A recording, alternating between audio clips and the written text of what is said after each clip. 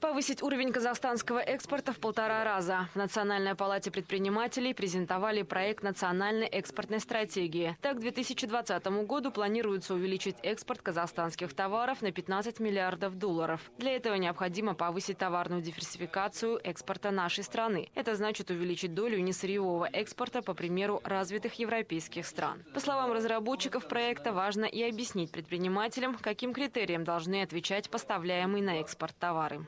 Национальная экспортная стратегия – это будет один из таких основных важных документов, который должен помочь нашему сегодняшнему отечественному бизнесу. Тут задача не стоит в том, чтобы произвести отбор предпринимателей. Тут задача стоит, чтобы показать, как предпринимателю в этом направлении двигаться, что ему делать и куда, в какое направление смотреть, когда ты будешь подготавливать продукцию к экспорту.